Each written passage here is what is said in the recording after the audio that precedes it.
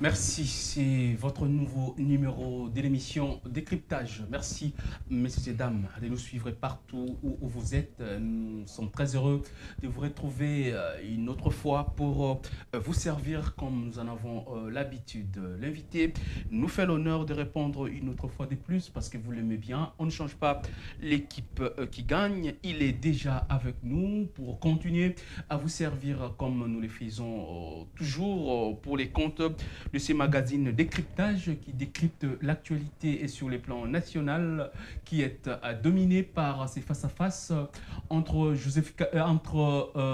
Félix Tshisekedi, allais-je dire, et Paul Kagame au Qatar. Est-ce un pas vers la fin de la guerre à l'est de la République démocratique du Congo? Première question que nous nous posons et l'invité va essayer de déballer ce qu'il a dans son ventre par rapport à à cette question, bien entendu. Que pense-t-il des propos tenus par Joseph Kabila tout récemment? Vous savez, il a été reçu par l'ancien président sud-africain Thabo Mbeki. Après leur rencontre, Kabila a eu à dire un certain nombre de choses. Que pense notre invité que vous allez découvrir tout à l'heure? Mais nous terminons également par cette messe ratée à Luanda. Les rebelles de l'AFC M23 ont brillé par leur absence. Ils ont boycotté ces assises de Luanda, disant que les sanctions sont, bien sûr, comme argument que les sanctions de l'Union européenne les contraint de ne pas prendre part à ces assises. À qui profite cette annulation de ces assises? Voilà trois sujets qui feront l'objet de cette émission qui reçoit pour vous Monsieur Pachi Katanga. Kagame nous tourne en dérision pour gagner du temps afin que l'M23 termine le travail. Afin que l'M23 termine le travail. Il ne vous échappe pas que M23 n'a pas voulu venir à Luanda. On va arriver, Mais c'est le président de la République démocratique du Congo qui va au Qatar. À la même date, qui va au Qatar. Et au lendemain du communiqué de Qatar, c'est Walikale qui tombe. Et quand Walikale Centre tombe, quand vous êtes à Walikale Centre, vous avez les chemins pour aller à Lubutu. Lubutu, vous allez à Kissamani. Donc, je sais que le président Paul Kagame ne respecte rien. Il ne respecte que les rapports de force. Et nous sommes en position de faiblesse, faiblesse criante. Partout où on va nous amener, que ce soit à Luanda, que ce soit à Dar es Salaam, que ce soit à Doha au Qatar, ça serait nous tourner en dérision. Le temps que M23 AFC termine le travail. Monsieur Pati Katanga, vous avez peint un tableau purement macabre. Nous restons dans vos mots. Pendant qu'on se prépare au Rwanda, à Luanda, en Angola, recevoir les deux délégations, celle de rebelles et les pouvoirs de Kinshasa.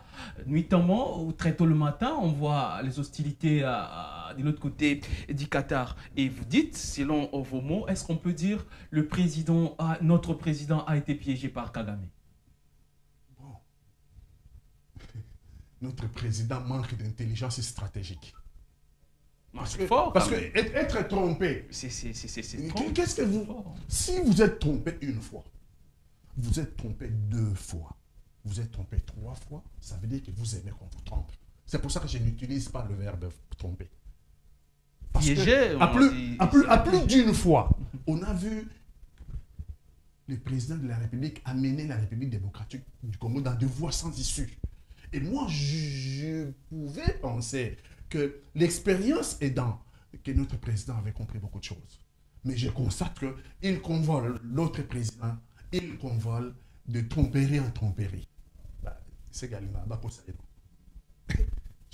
une fois, il va cautionner une deuxième fois, il va cautionner une troisième fois. C'est et donc, moi je vais dire, je ne préfère pas parler de il a été trompé une fois de plus. Non, je préfère dire que non, le président de la République manque d'intelligence stratégique. Ce n'est pas une insulte, hein? Ce n'est pas une insulte. J'ai commencé par dire ici, toute rencontre en matière politique doit être assortie d'une stratégie, doit être accompagnée d'une stratégie. Quand vous allez dans une rencontre comme ça, sans avoir une stratégie derrière, mais vous ne savez pas comment la réunion s'est préparée. Vous ne savez pas, ils attendent quoi, hein? Votre co-belligérant, il attend quoi de vous dans cette réunion? Et lorsque vous constatez qu'après avoir déclaré Urbi et Orbi, c'est l'effet immédiat. Au lendemain, on prend des villes comme Walikale, territoire important. Parce qu'à Walikale, déjà, il y avait des signes. C'est pour ça que je parle d'intelligence stratégique. À Walikale, vous avez un site minier à Bissillé. Ce site minier, très important en ce qui concerne l'État. C'est le premier site minier du monde en termes de fabrication d'État. Il fournit aux environs de 10% de la production mondiale d'État. Et c'est tenu par les Américains. Et depuis déjà la fin de la semaine dernière, les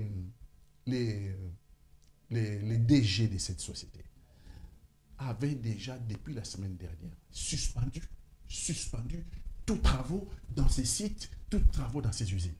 Raison, il dit non, à l'allure où avance M23 vers Walikale, je ne vais pas mettre mes travailleurs en danger.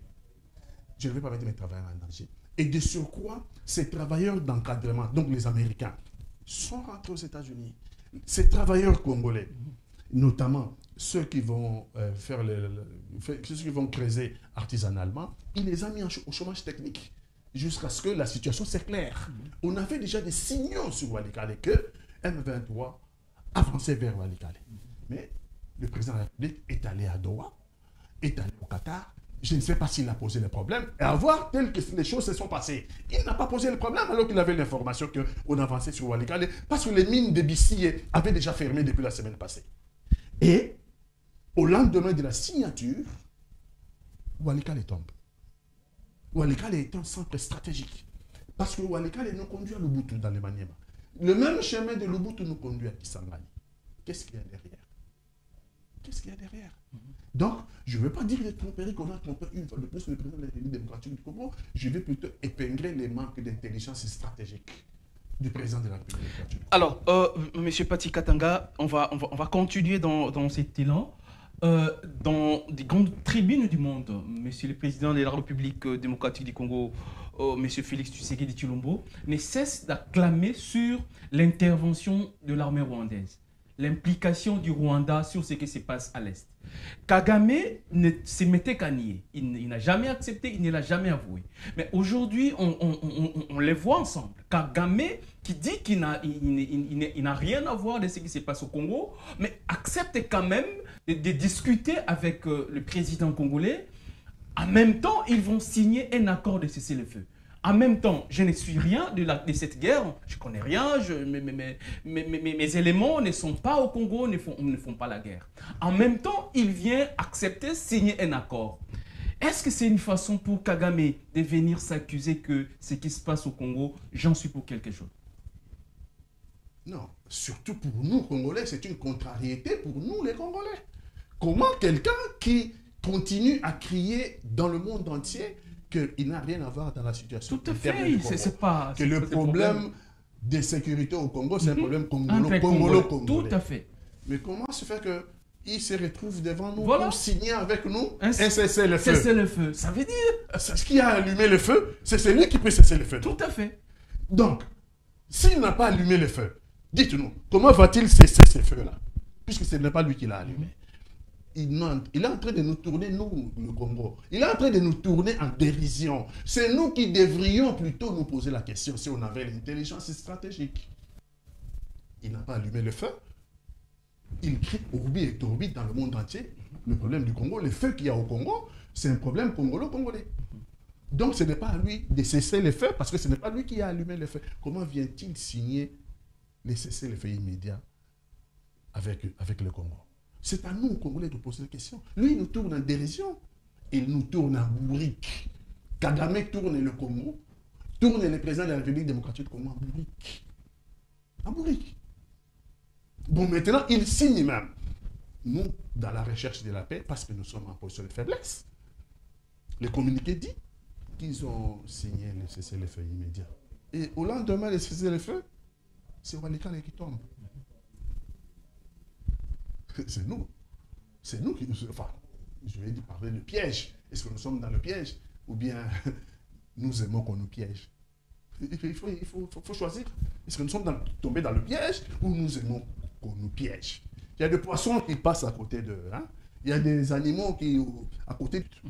Alors, il y a cette autre question qui me vient à l'esprit.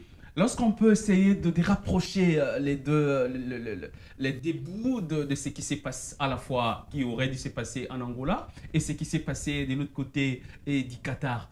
En même temps, Félix Tshisekedi et son pouvoir de Kinshasa acceptent d'aller en Angola rencontrer les M23 qui, d'une façon ou d'une autre, seraient constitués des Congolais, d'une autre façon.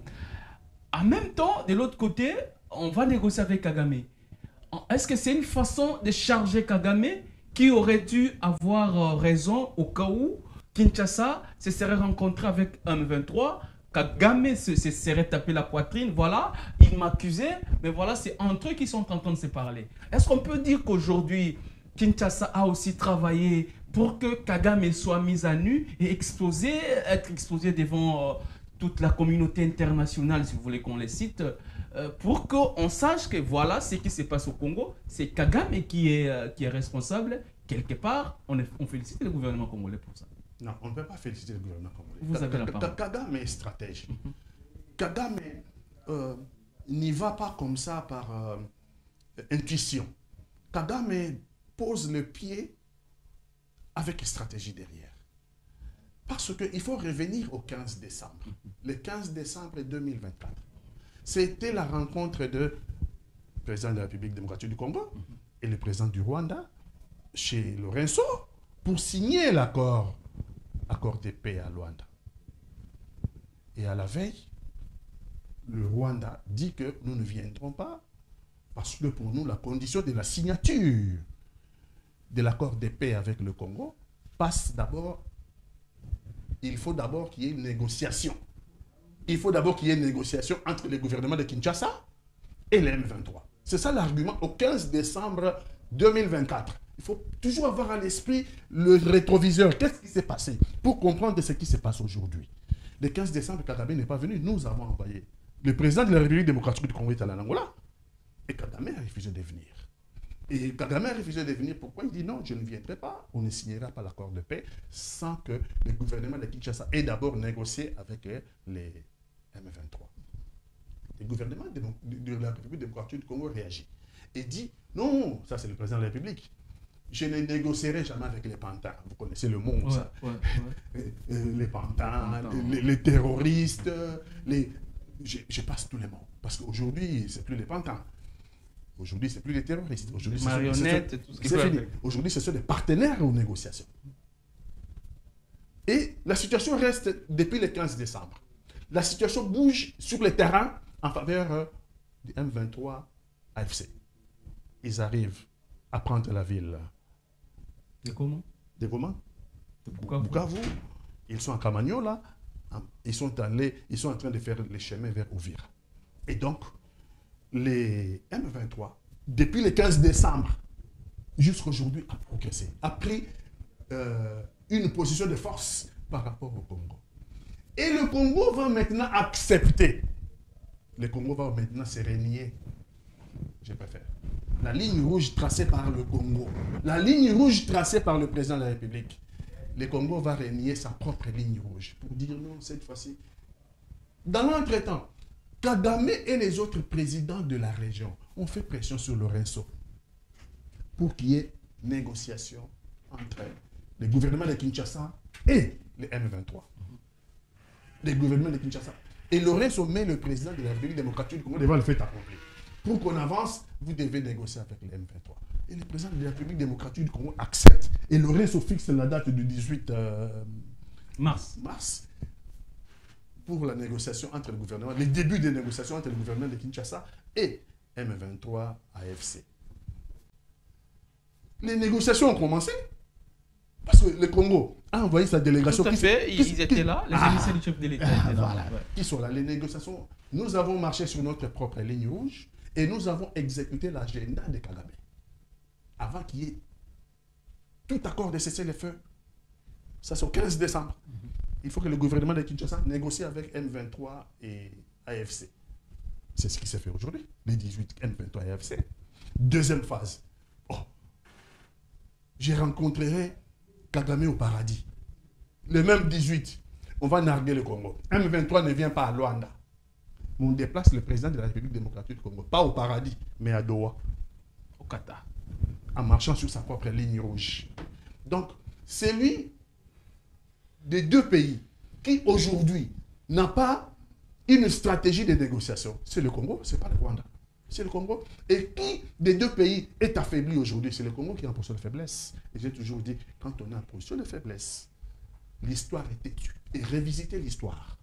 Quand on est en position de faiblesse, on subit la loi du plus fort. Il n'y a pas d'altruisme. Il n'y a pas de « je t'aime moi non plus ». Non, la politique est rude. Il ne faut jamais vous retrouver en position de faiblesse. Si vous êtes en position de faiblesse, eh ben, vous allez subir la loi du plus fort. Nous sommes en train de subir la loi du plus fort. Entre-temps, on nous mène en bateau à Doha en déclarant qu'il y a cessé les faits immédiats. De l'autre côté, sur le terrain, M23 avance. M23 avance. Donc, je constate que les faiblesses du Congo sont tellement criantes, je me pose la question, quel est l'objectif de M23?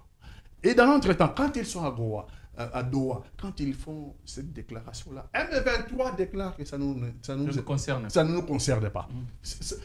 Les Congolais, on ne réfléchit pas. Parce que lui, Kagame vient avec nous, il dit, nous, c'est le feu. Ceux qui sont sur le terrain, ceux qui entretiennent le feu, disent, non, nous, c'est bien de vous rencontrer entre pays, mais nous, votre accord là-bas ne nous intéresse pas. Et ils prouvent sur le terrain. Ils nous prennent ou à l'égaler. Ils sont sur les chemins d'aller vers l'Ubuntu pour aller vers Kisangani. Ils prouvent que ça ne nous concerne pas votre rencontre. Mais c'est la stratégie de Kagame qui fonctionne. Alors, ça fait 2 fois, vous l'avez dit, nous restons focus sur messieurs et dames, vous qui nous suivez. Nous recevons monsieur Pati Katanga, un acteur politique majeur congolais avec qui nous sommes en train de décrypter l'actualité de la RDC comme vous êtes en train de le suivre. Monsieur Pati, d'abord le président qui se déplace vers l'Angola, les présidents congolais qui vont en Angola, les présidents rwandais ne partent pas, vous l'avez dit tout à l'heure. Et là, il y a la délégation congolaise qui s'y rend également une seconde fois à Luanda, selon la résolution 2773. Malheureusement, encore de l'autre côté du Rwanda, on ne voit personne qui se déplace. Aujourd'hui, selon vous, est-ce qu'on doit continuer à chercher à se rencontrer avec ces Rwandais pour essayer d'en parler, ou il faut passer à autre chose? Parce que le voisin en face ou l'ennemi en face n'a pas la volonté de négocier de manière pacifique pour essayer d'en finir avec les hostilités. Que pensez-vous? De mon point de vue, d'abord, les Congolais, ils ne lisent pas bien cette résolution 2773, c'est ça? Ouais. Ils ne l'ont pas bien lu. La rencontre de Luanda entre le gouvernement de Kinshasa et M23 AFC, ce n'est pas la résolution 2773. La résolution 2773 ne parle pas de négociation directe. Il ne parle pas de négociation directe. Il parle de la fusion, accord de Luanda, accord de Nairobi. Les mettre ensemble pour trouver une solution globalisante. Il ne parle pas de négociation directe. Ça, il faut avoir ça à l'esprit. Donc, à Luanda, nous ne sommes pas dans le cadre de la résolution. À moins qu'on invente des choses. Luanda, ce n'est pas la résolution. Luanda, c'est l'agenda de Kagame. Maintenant, quelle est la solution? Le Congo est en position de faiblesse. Oui. Mais la solution, de mon point de vue, parce que sur tous les fronts, nous décrochons. FARDC décroche sur tous les fronts et abandonne les équipements militaires achetés avec les impôts des Congolais. Abandonne aux ennemis les équipements militaires. Et les ennemis nous font la guerre avec les armes achetées avec les impôts des Congolais. Ça pose un problème sérieux. Donc nous n'avons pas le moyen de nous battre militairement. Mais si nous n'avons pas le moyen de nous battre militairement, mais il y a des voix qui se lèvent, donc il faut négocier. Donc il faut négocier, mais il faut un cadre pour négocier. On ne négocie pas n'importe comment. Mais l'ennemi ne veut pas cette négociation. Non. Il faut les contraindre. Non. Aujourd'hui, ce matin, ou c'était hier, les prêtres catholiques et Senko FCC ont été reçus à Paris.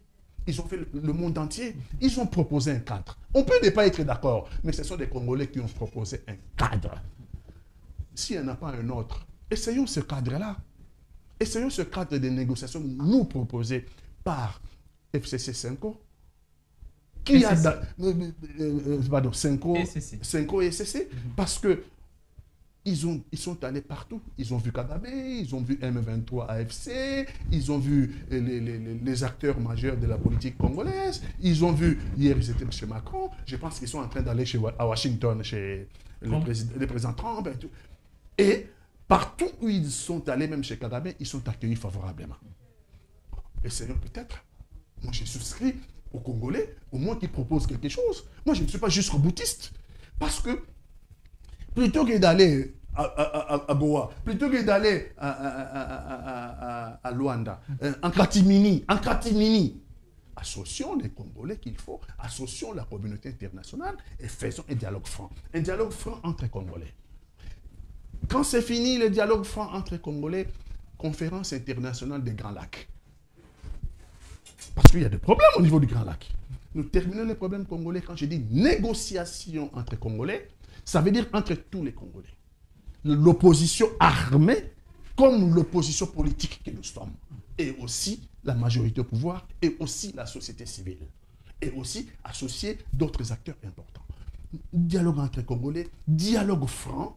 Mettons-nous, regardons-nous quel est le problème qui nous oppose. Pourquoi nous laissons faire assassiner nos compatriotes à ce point. Il faut rappeler ici qu'en 30 ans, 15 millions de nos compatriotes sont tombés à l'Est. C'est exorbitant. C'est plus que la dernière guerre mondiale. Il faut arrêter. Il faut combien de morts? Il faut que les Congolais se parlent. Quand les Congolais ont fini de se parler, puisque le conflit est régional, Dr Mukwege parle de la conférence internationale sur les Grands Lacs. Alors, associons le voisin et associons ceux qui ont de l'influence, les États-Unis, la France, dans une conférence internationale sur les Grands Lacs. Le Congo a 15 millions en plus de 30 ans depuis le génocide de 94 au Rwanda, depuis que le problème a été exporté au Congo, aujourd'hui 31 ans, 15 millions de Congolais, 15 millions de nos compatriotes. Ça suffit. Ça suffit, il faut se mettre sur la table, trouver des solutions, mais des solutions durables pour qu'il y ait une paix, mais une paix définitive pour la République démocratique du Congo. Essayons ce cadre-là. Le président de la République se cramponne dans sa conception de s'accaparer du pouvoir. Comme lui veut à tout prix, à n'importe quel prix, que ce soit, le pouvoir soit entre ses mains. Donc il pense qu'il a la solution, mais toutes les solutions qu'il met sur la table sont des fausses solutions. Ça n'avance à rien. Au contraire, nos compatriotes continuent à mourir. Le président de la République doit mettre de l'eau dans son vin. Il doit mettre de l'eau dans son vin et comprendre que la République démocratique du Congo est un patrimoine commun. Ce n'est pas un héritage. Ce n'est pas un héritage familial. Nous devons tous trouver des solutions pour que nos compatriotes ne meurent plus. Et donc, moi, j'ai souscrit au cadre qui est mis en place, qui est en train d'être négocié entre les CC Senko et qui est 2 étapes, dialogue entre Congolais, et après, dialogue entre le Congo, dans une conférence internationale sur les Grands Lacs, pour trouver des solutions aux divergences qui nous opposent dans la région. Alors, nous allons prendre l'autre sujet, parce que nous en parlons déjà, cette situation du boycott de AFCM 23 à ces assises de Luanda, alors que la délégation congolaise était déjà sur le sol angolais. Monsieur Katanga, à qui profitent ces boycotts? Cette annulation de ces assises qui aurait dû avoir lieu, un dialogue direct entre les deux parties, qu'on se dise des vives voix en face, qu'est-ce que nous devons faire pour faire taire ces armes? Maintenant, ils ont refusé. À qui profite cette annulation ou ces boycotts faits par AFC M23? Le boycott de AFC M23 est un boycott stratégique et ça ne profite qu'à l'AFC M23. Walikale est parti. Il ne faut pas chercher plus loin. Où est Walikale? Walikale est parti. Et quelle est la suite après Walikale? ils ont le choix de choisir Lubuntu pour les Maniema et puis Kisangani, mais ils ont d'autres choix, ils peuvent passer par l'Ituri. Et pourquoi pas? Il ne faut pas oublier qu'il y a une pression. Il y a une pression au niveau du Sud Kivu. Il y a une pression au niveau de l'Ouvira. S'ils sont à Ouvira, lac Tanganyika, ils tombent où? Ils tombent à Kalemi. Donc, nous n'avons pas une armée, nous n'avons pas un outil de défense capable de défendre le Congo. Il faut nous y rendre à l'évidence. Donc, nous devons parler. Nous devons parler. Et tout le monde, même hier, j'ai vu Macron avec SCC 5, Macron dire qu'il soutient l'initiative. Ils sont en train de partir pour Washington. Je pense que ça serait la même chose. Trump aussi soutiendra l'initiative. Il faut soutenir les Congolais qui ont au moins une solution et il faut essayer cette solution-là. Déjà, le président de la République, je n'ai rien contre. J'ai dit ici, en principe, quand il se déplace à Luanda, quand il se déplace à Doha, en principe, c'est pour chercher la paix pour le Congo. Et la recherche de la paix pour le Congo, la recherche de la paix est louable. Ce qui manque dans la démarche du président de la République, c'est une stratégie. C'est la stratégie qui manque. C'est pour ça qu'en allant à ces rendez-vous, préparés par les autres, montés ailleurs, et lui, il vient, peut-être, honnêtement, pensant que tout le monde réfléchit comme lui. Malheureusement, nous sommes dans le monde des humains, où chacun a sa stratégie. En politique, il faut en avoir une. Si on n'en a pas, il faut écouter les autres, ce qu'ils proposent. C'est peut-être eux qui ont la solution, les autres. Et les autres, c'est qui? C'est des Congolais. Mais ce que les prêtres ont dit, il faut mettre M23 sur la table des négociations. Le président de la République a commencé à Luanda. Les M23 FCC ne sont plus des terroristes. Moi, je ne vais plus entendre ça. M23 FCC ne sont plus des pantins. M23 FCC ne sont plus de gigolos qu'on a vu à Nairobi. Non. Les M23 FCC aujourd'hui, dans la configuration d'aujourd'hui, sont un partenaire sur la table de négociation. C'est devenu un partenaire. C'est devenu un partenaire parce que le président de la République a délégué, a envoyé une délégation pour aller les rencontrer. C'est les débuts. L'M23 a suspendu sa participation. Mais M23 n'a pas dit que je quitte les négociations. Les M23, donc je pense, les FCC vont revenir aux négociations. Donc c'est maintenant, nous devons parler avec respect. Si nous voulons aboutir à un accord de paix, si nous ne voulons plus que nos compatriotes soient assassinés. M23 AFC et non FCC, parce que nous risquons de tomber dans les lapsus. Les initiales. Voilà, hein. voilà. M23 AFC et non FCC. Je sais ce qu'on va dire. Voilà. Heureusement que M23 AFC AFC, sont aujourd'hui nos partenaires aux négociations. Ils sont partenaires aux négociations. C'est plus des terroristes. C'est plus de pantins. Qu'est-ce qui vous fait dire ça, M. Katonga? Le président de la République démocratique du Congo a décidé d'aller sur la table des négociations avec AFC M23. En envoyant sa délégation officielle. Non. Parce que ceux qui sont partis... Si vous envoyez votre femme aller payer la dette que vous avez contractée, c'est un ami. Vous n'avez pas payé la dette. Si. Alors, votre femme vous représente. Votre fils vous représente. Le président de la République, ce n'est pas n'importe qui. Quand il signe un document et il vous envoie, vous représente. Vous êtes le président de la République en ce moment. La délégation, c'est la délégation du président de la République. C'est le président de la République en personne qui est là. Parce que le président de la République, c'est une institution. Il peut déléguer, il a délégué un pouvoir. Donc ça, c'est un faux débat. Il a envoyé une délégation. Non, ça, c'est laisser ça aux fanatiques. Parce alors, que ça ne tient pas debout. Monsieur Katonga, alors, le M23 AFC, ne sont-ils pas dans une logique où il faut continuer à faire la guerre, il faut continuer à déstabiliser la RDC pour affaiblir les pouvoirs de Kinshasa qui, d'une façon ou d'une autre, refusent de les rencontrer pour des raisons qui sont connues, parce qu'il ne faut pas parler du brassage, il faut parler de ces brassages et puis mixage, des trucs comme ça. Est-ce que c'est pour ces raisons qu'eux ils se disent, nous devons continuer à avancer parce que plus de villes sont conquises, on sera dans une position de force, ils seront contraints de nous accepter avec nos exigences. Non, M23, comme toutes les rébellions du monde, a une stratégie. Ils se disent, peut-être l'histoire se répète, on a déjà eu AFDL. On a déjà eu, Infidèle. oui, peut-être M23 s'est dit, ça c'est moi qui dis, peut-être M23 dans sa stratégie dit, l'histoire se répète, hein. Nous sommes en train d'avancer sans rien, sans combattre. Bah, il y a eu... Allez-y, monsieur Katanga, je ne vous Oui, arrête pas. il y a les Maïmaï, il y a la résistance Maïmaï qui résiste. Il y a les Ouazalendo qui Oui, sont là, heureusement, il y a les FRDC qui non. se battent au fond. Il n'y a que la résistance. Vous avez suivi la Maïmaï. première ministre qui dit ceux qui vont au front, leurs soldes. D'ailleurs, tout le monde, les militaires et les policiers, en général, les soldes seront multipliés par deux. Ceux qui vont au front seront récompensés avant même d'y partir. C'est une façon d'encourager nos forces. L'armée est un corps. L'armée n'est pas un morcellement. La première ministre ne connaît rien à la défense et sécurité. L'armée est un corps. Ce n'est pas un morcellement. C'est ça qui va. Vous allez payer certains qui seront mieux payés, d'autres qui seront moins payés. Non, tout le monde s'est multiplié par deux. Non. Dans l'armée, il y a d'abord les salaires. Parce que la prime au front, on n'a pas la guerre tout le temps. Si on arrive, comme je le souhaite, à rétablir la paix en République démocratique du Congo, cette prime-là n'existera pas. Non. Donner un salaire adéquat. L'armée, notre armée, a un problème structurel. Problème structurel.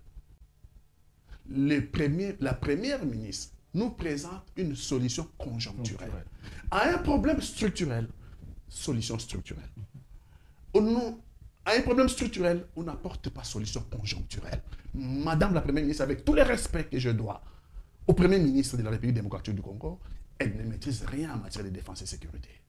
Le problème est structurel. Ce n'est pas seulement le problème du salaire. C'est le problème de formation. C'est le problème des dépendants. Les militaires ont des femmes et enfants. Les militaires ont besoin de scolariser leurs femmes et enfants. Les militaires ont besoin Donc, c'est un problème structurel. Ont besoin de maisons. Ont besoin d'avoir des camps militaires. Ont besoin de centres de formation, centres de recrutement, centres d'entraînement. Tout ça, il y a un problème structurel. Ce n'est pas seulement un problème de salaire. Si on veut commencer par le problème des salaires, j'ai conseillé à Madame la Première ministre de faire une grille des salaires universelle pour tous les militaires. Une grille des salaires universelle. Si on va payer tout le monde 500 et que le Congo pense que le Congo est capable de payer 500 $, il faut d'abord partir d'une base universelle. Tout le monde est payé 500 $, le salaire de base d'un militaire. Et puis, en fonction de grade, en fonction de fonctions, ça peut varier. Mais d'abord, à la base, le salaire, c'est 500 $. Mais il ne faut pas dire que ceux qui vont aller au front vont toucher une prime. Ça ne se dit même pas. La prime va être dans la grille. La prime va être dans la grille. On va dire, en cas de guerre, en cas de conflit, ceux qui vont, voilà comment ils vont percevoir leur prime. Et puis, faire comme ça, d'autres vont dire, mais vous aurez des militaires qui iront au front, et bah, qui m'a la Ce n'est pas comme ça qu'on construit une solution structurelle à un problème structurel. Tout le monde va dire, monsieur, c'est très front. Oui, c'est front. Mais pour faire quoi au front? Mais comme on le voit là, pour abandonner armes et munitions aux ennemis. Donc ils y vont juste pour la prime. Oui. Et ils ne se battront pas. Et ils ne se battront pas parce que personne ne va à la guerre pour mourir. On va à la guerre pour avoir des victoires. Et pour avoir des victoires à la guerre, il y a des conditionnalités. Recrutement. Dans le centre des recrutements. Conditions physiques. Conditions intellectuelles. On vous prépare dans le centre de recrutement. Ça peut vous prendre une année. Après une année, on vous envoie dans le centre d'entraînement. Dans le centre d'entraînement, vous allez commencer à faire des entraînements. Oh, ça c'est quoi? Kalachnikov. Ça c'est le bruit de... Oh, quoi? Telle arme. Comme ça, vous saurez que si vous vous battez et qu'on tire avec une arme de telle catégorie, vous savez identifier. Après, vous choisissez votre spécialité, vous allez dans un centre de formation. Maintenant, on va vous former dans cette spécialité-là que vous avez choisie. Vous pouvez choisir la marine, vous pouvez choisir d'être dans l'armée des terres, vous pouvez choisir d'être dans l'armée de l'air. Et dans ces corps-là, il y a aussi des sous-corps. Vous pouvez choisir l'armée de l'air, mais vous choisissez la météo. Vous choisissez la météo, vous pouvez choisir l'armée des terres, mais vous choisissez la transmission. Vous pouvez choisir l'armée de l'air, mais vous choisissez la réparation mécanique des avions. Donc, c'est toute une formation. Lorsque vous avez formé un militaire, c'est en ce moment-là qu'il est en condition. On dit, en jargon militaire, les militaires sont conditionnés pour aller faire la guerre. Nous avons des militaires en condition. Ce n'est pas comme ça, Toché prime. Et ils vont venir pour la prime, ils vont aller mourir. Non, ils vont venir prendre la prime. Et vous aurez les mêmes résultats. Bah, ok, la font. Parce qu'ils n'ont pas la formation qu'il faut. Donc, il ne faut pas prendre le problème comme si c'était seulement un problème d'argent. C'est un problème structurel et il faut y apporter des solutions structurelles pour que nous ayons un outil de défense à la taille de menace. Parce que nous sommes un pays menacé. Nous avons besoin d'un outil de défense à la taille des menaces. Tant qu'on ne comprendra pas ça, on va continuer à tergiverser. Demain, là-bas, on va commencer à nous dire. Je sais qu'est-ce qu'il va commencer à se dire. Kisangani ne tombera jamais. Ça va revenir. Kisangani ne tombera jamais. Kisangani ne tombera jamais. Si on n'a pas une armée à la taille de menace, Kisangani finira par tomber. Vous nous suivez de partout. Nous sommes GPS Télévision, une chaîne qui agrandit votre vision pour les comptes de ces magazines décryptage qui reçoit pour vous à ce jour M. Pati Katanga, un acteur majeur de la République démocratique du Congo. Il s'y connaît dans la matière concernant la sécurité sur le plan national. Je pense que vous êtes en train de suivre tout ce qu'il est en train de dire. Nous ne voulons que le bien du Congo, comme il a dit dans son prologue. Nous également, nous sommes Congolais. Il n'y a que la République démocratique du Congo qui nous intéresse. Si nous parlons, c'est pour changer les choses positivement parce que nous voulons à ce que les Congos se remettent debout, les Congos se tiennent droit et que le fils et fille de ces grands Congos retrouvent la paix, la sécurité et c'est l'être de noblesse pour vivre dans leur pays légué par les aïeux. Nous allons prendre le dernier sujet. Monsieur Pati Katanga, Monsieur le Président de la République honoraire, Joseph Kabila, a été reçu par le président Thabo Mbeki, l'ancien président bien sûr sud-africain. Ils se sont parlé beaucoup de choses. Kabila est sorti, il a tenu un point de presse sur ça. Il est revenu sur beaucoup de choses avant d'épingler quelques-uns. Je vous laisse le libre choix de donner votre point de vue. Qu'est-ce que vous pensez de ce que Kabila, Joseph Kabila, un président de la République honoraire, a dit sur le sol sud-africain? Que pensez-vous de ces propos? Avant, bien sûr, qu'on épingle quelques-uns. Kabila avait déjà fait une interview en Afrique du Sud. Hein. Je pense que dans les 3 interviews, ça c'est la deuxième. Oui. Quelle est la stratégie de Kabila dans cette interview? La première interview, il dit aux Sud-Africains, vous devez quitter le Congo. Vous êtes un pays à tradition humaniste. Vous n'avez rien à faire dans cette guerre-là. Il faut rappeler que le 26 janvier de cette année, quand les Rwandais arrivent au combat à Goma, l'armée congolaise abandonne le combat, mais abandonne également armes et munitions. On avait fait de Goma comment on dit en français, une ville imprenable. Goma était une ville imprenable. Donc Goma était largement militarisée par le régime de Kinshasa. C'est normal, il y avait des menaces. Mais des menaces qui venaient d'abord de Bunagana. Moi, je n'étais pas d'accord avec eux parce que je disais que s'il y avait un verrou, c'était depuis Bunagana qu'il fallait mettre les verrous. Comme ça, on cantonnait les dangers à Bunagana jusqu'à ce qu'on puisse renvoyer ces dangers d'où il est venu. Non, nous, on a laissé progresser M23 jusqu'à la porte de Goma. Et le 26 de janvier de cette année, il y a eu combat à Goma. Au cours des combats, les militaires de FARDC ont abandonné le combat, ont fui. Les fuyards. Et ont laissé derrière eux tout l'arsenal militaire qu'il y avait. Tout l'arsenal militaire qu'il y avait pour sécuriser la ville de Goma. Et cet arsenal militaire était jusqu'aujourd'hui gardé par le militaire de la SADC, Samir RDC. Samir RDC en grande partie composé des troupes d'Afrique du Sud, des troupes de Malawi, et puis d'autres pays de l'Afrique, de la SADC. Et c'est eux qui avaient la garde de ces équipements-là militaires, jusqu'aujourd'hui. Et Kabila, de mon point de vue, quand il fait la première interview en Afrique du Sud, c'est qu'il veut que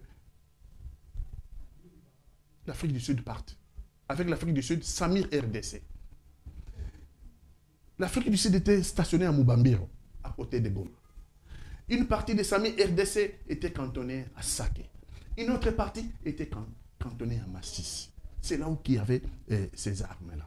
S'ils partent maintenant, il y a possibilité que le M23 mette la main sur ces armes-là. Les plus pessimistes ont estimé cet équipement militaire à 1 million, à 1,6 milliard. Pessimistes. Les plus optimistes estiment qu'à Goma, il y avait plus de 3 milliards d'équipements militaires. Maintenant, si Samir RDC quitte, si les troupes sud-africaines quittent, c'est d'abord la demande de Kabila dans sa première interview. Et Sadek a écouté Kabila. Il faut voir l'intelligence stratégique. Sadek a écouté l'interview de Kabila. Sadek a pris la décision dans le sens de Kabila de retirer les troupes de Samir RDC, les troupes de Sadek. Ils sont en train de plier bagage là, parce qu'ils ont un délai de... Ils sont en train de plier bagage. Je me pose la question, c'est moi qui me pose la question. Qu'advient-il de l'arsenal militaire abandonné par les FARDC à Goma? Qu'advient-il? Est-ce M23 va mettre la main sur cet arsenal militaire? Si M23 met la main sur cet arsenal militaire, soyez-en sûrs que ça va nous faire du mal. Parce qu'ils seront renforcés en termes militaires. Est-ce la communauté internationale, la SADC, prend des dispositions? Moi, je n'ai pas de réponse de ce côté-là. Mais je constate seulement qu'il y a un danger que M23 fasse main basse sur ses équipements militaires. Donc, Kabila, c'est la demande de Kabila. La demande de Kabila de la première interview, exaucée par la SADC. Parce qu'on a pris la décision dans le sens de l'interview, de la première interview de Kabila. Donc, j'ai dit, Kabila a été président de la République démocratique du Congo pendant plus de 18 ans. Je pense qu'aujourd'hui, dans les solutions qui peuvent s'esquisser au dialogue, je pense que Kabila est un élément important. Je conseillerais, moi, qu'on arrête d'attaquer Kabila à tort et à travers. Qu'on arrête. Je n'ai jamais été kabiliste, je ne suis pas dans la démarche de les devenir. Mais je peux constater que Kabila a été le président de mon pays pendant 18 ans. Et donc, par conséquent, pendant 18 ans, il a des secrets. Pendant 18 ans, il a vu des guerres. C'est lui qui a fini les M23 de la première version 2012. Donc, on a besoin de lui, on a besoin de son expérience. Et Kabila, dans son interview, dit qu'on vous donne des preuves. Bon, on l'a accusé, à tort ou à raison, moi je ne sais pas. Mais ce que je sais, personne n'a jamais apporté la moindre preuve. Ça, c'est ce que je sais. Et accuser quelqu'un sans preuve, c'est inacceptable pour moi dans une démocratie. C'est inacceptable pour moi. Kabila a été partenaire important. Nous devons le faire rentrer à la maison. Dans le dialogue qui arrive, Kabila est un élément important qui doit s'asseoir sur la table. Nous avons besoin de son expérience. Nous avons besoin de l'écouter. Nous avons besoin de savoir comment a-t-il géré les conflits pendant qu'il était au pouvoir. Donc, qu'on arrête de lui jeter les pierres tout le temps, ça ne nous fera pas grandir. Un pays qui jette les pierres à quelqu'un qui a été 18 ans président de la République. Non, c'est inacceptable. Alors, répondons à la question de savoir ce qu'il pense, parce qu'on lui a posé cette question de savoir le président actuel, le président Tshisekedi, l'accuse directement d'être derrière AFCM 23. Kabila a répondu que s'il serait derrière ces mouvements rebelles, la situation ne serait pas telle qu'elle est aujourd'hui. Elle serait encore pire. Comment trouvez-vous cette position? En même temps, là, vous donnez raison, n'est-ce pas, à ceux qui disent que Kabila pouvait connaître quelque chose. Comment il peut demander à la SADC de lui faire quitter les troupes? Mais c'est un être humain. Kabila, c'est un être humain. Lorsque tout le monde s'élève et commence à lui jeter des pierres, personne ne prend ses responsabilités. Ce qui m'a toujours sidéré dans le comportement du président de la République démocratique du Congo, c'est depuis 6 ans de ne jamais prendre ses propres responsabilités. Dans notre maison, quand il y a des problèmes, on punit les enfants. Quand il y a des problèmes, on punit la maman. Quand il y a des problèmes, des fois, on nous fait asseoir sur les divans et les enfants vous corrigent aussi. On appelle ça dialogue. Le président de la République démocratique du Congo, depuis 6 ans, n'a accusé que les autres. N'a accusé que les autres. J'ai dit ici, depuis Saké, depuis, Bunagana, on pouvait cantonner les dangers. On pouvait cantonner les dangers, mais depuis Bunagana, qui a décidé la stratégie du repli stratégique. On ne nous dit pas. Depuis Bounagana, qu'est-ce qu'on attendait? FRDC en repli stratégique. FRDC en repli stratégique. Et un jour, j'ai dit, faites très attention. Des replis stratégiques en repli stratégique, les FRDC vont se retrouver dans les lacs Kivu. Nous en sommes aujourd'hui. Nous y sommes aujourd'hui dans les lacs Kivu. Donc, malgré tout ça, personne ne prend ses responsabilités. Kabila a fait 18 ans, il est parti. Son bilan, c'est aux Congolais de les juger. Il a des choses qu'il a faites qui ne sont pas acceptables. Ça, c'est les jugements des Congolais. Mais depuis 6 ans, il n'est plus président de la République. Mais depuis 6 ans, je constate que le président de la République en place n'a jamais pris ses propres responsabilités. Ça, c'est choquant. Ça, c'est choquant. Vous avez quelqu'un qui n'est pas responsable, mais c'est lui qui dirige la République démocratique du Congo. Mais c'est quoi le président de la République? Le président de la République, c'est un mandataire. Quelqu'un qui a eu le mandat du peuple pour gérer notre bien commun, la République démocratique du Congo, en notre nom. Lorsqu'il y a des problèmes, il doit retourner chez les mandants que nous sommes le peuple, pour nous dire, voilà les difficultés, voilà. Mais depuis que même Bounagana jusqu'à Goma et Bukavu, tout ce qu'on entend, c'est des slogans. Kagame okokima, Kagame okotazamba, toko attaquer Rwanda wana, toko tinda ba troupe na solte, toko à partir de Goma, Kagame okokima. On a entendu quoi? À la moindre escarmouche, c'est devenu rigolo. Après même que Goma est tombé, qu'est-ce qu'on a entendu? Oh là, la riposte est vigoureuse. Rien ne vient. Le président de la République, sa parole est sacrée. Le président de la République, sa parole est sacrée. Aujourd'hui, c'est ridicule maintenant. Il est sur la table avec les pantins. Il est sur la table avec les terroristes. Il est sur la table avec Gigolo, Nairobi. Aujourd'hui, ce n'est pas au paradis qu'il a rencontré Kagame. Revenons, M. Kotanga, parce que nous sommes en train de chuter. Au propos de Joseph Kabila, on lui pose la question de savoir s'il serait prêt à revenir au pouvoir aujourd'hui. Kabila dit ce qui l'intéresse actuellement, c'est la paix en RDC. Mais on ne le voit pas au fond, on ne voit pas Kabila dans les initiatives tendant à mener la paix. Kabila a dirigé ces pays pendant 18 ans. Mais si le président Tshisekedi a tendu la main à tout le monde, Kabila n'est jamais venu prendre cette main. Les élections d'ailleurs de 2023, Kabila n'a jamais voulu participer avec ses acolytes. De quelle manière souhaiterait-il avoir la paix sans participer activement à ce que cette paix effective revienne au Congo, M. Pati Katanga? Si Kabila, ancien président de la République démocratique du Congo, veut régler ses comptes avec le président Tshisekedi, parce qu'il y a eu les deals de 2018 contre Martin Fayulu, j'ai dit à M. Kabila, il faut savoir oublier. Il faut savoir oublier. Réfléchissez plutôt Congo.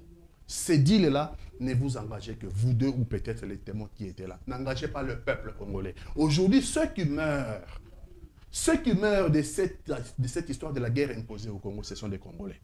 Ils doivent travailler dans le sens de la paix en République démocratique du Congo. Et non de simples paroles comme il a dit. Parce qu'on veut voir des actes, je vous encourage. Mais seulement, il faut comprendre que oui, si nous voulons voir des actes, il faut savoir que Kabila avait ses qualités, avait ses défauts. Il faut qu'on arrête la politique des insultes. C'est un être humain. Il peut être blessé dans son amour intérieur.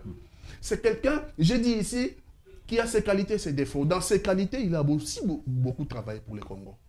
Et quand il voit qu'on l'insulte de gauche à droite, et quand il pense que lui aussi a eu à faire en faveur du Congo, c'est blessant. Il faut qu'on arrête cette politique de stigmatisation, de montrer du doigt les responsables de tous nos malheurs. C'est Joseph Kabila. Non.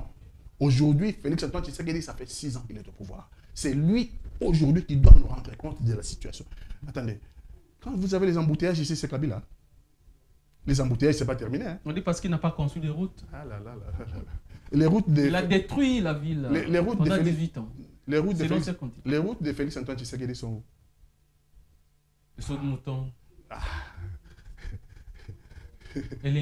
Lorsqu'on détourne 71 millions de forages, c'est Kabila ça. Lorsqu'on détourne 324 millions, j'ai de la francophonie. C'est Kabila comme Tatine. Même pas les Rwandais, nous sommes des voleurs. Nous détruisons notre pays. Nous-mêmes, nous détruisons notre pays. Prenons nos responsabilités. quand on va commencer à prendre nos propres responsabilités, je parle des gouvernants, quand le président de la République va commencer à assumer ses propres responsabilités, il aura fait un grand pas dans sa gouvernance. Il aura fait un grand pas.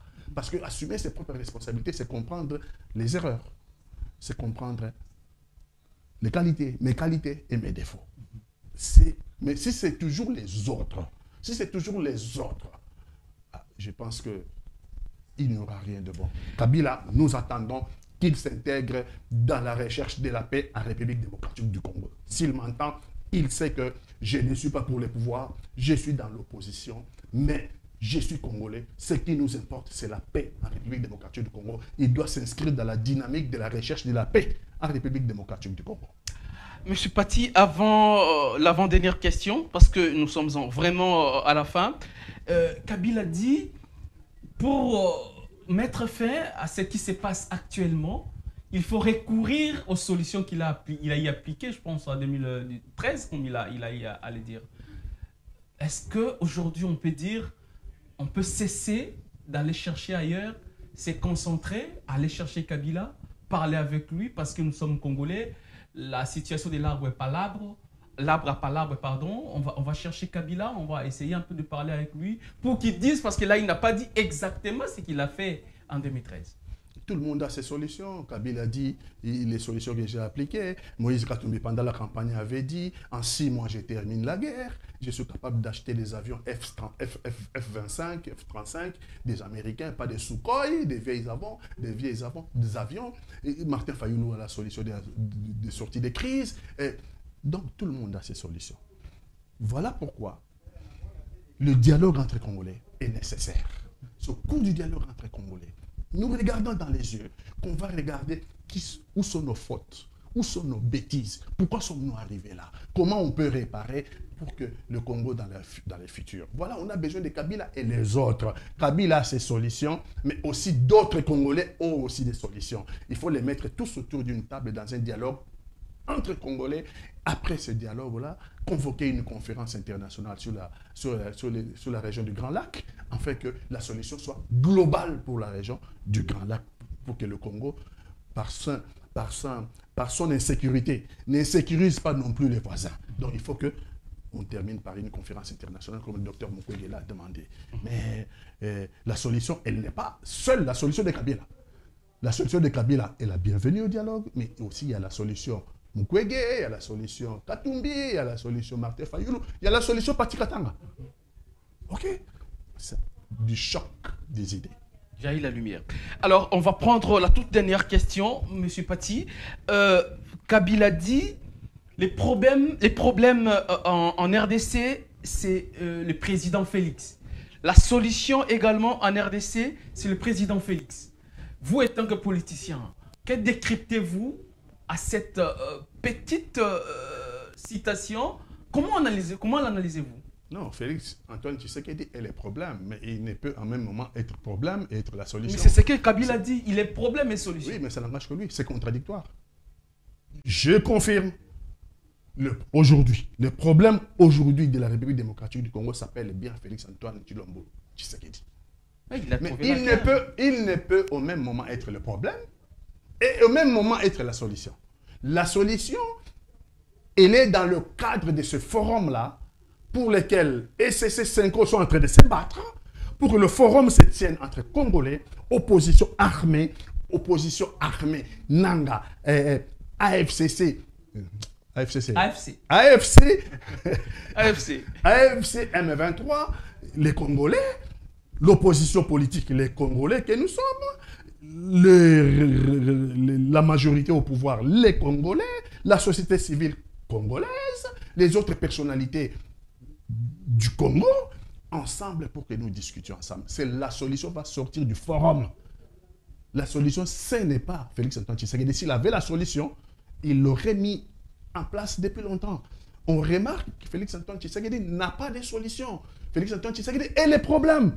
Il ne peut être au même moment problème et être la solution. Il n'a pas de solution. Sinon, s'il avait la solution, il l'aurait déjà mise en route. Quand vous le voyez, hier à Luanda, après-demain à Doha, et après avoir fait les voyages, 666 voyages pendant les 6 ans, il n'a pas de solution. Le Congo s'enfonce. Le Congo s'enfonce dans l'insécurité. Le Congo s'enfonce dans les crises sociales. Il faut voir la misère. Là, nous parlons de la guerre, parce que la guerre a englobé tout.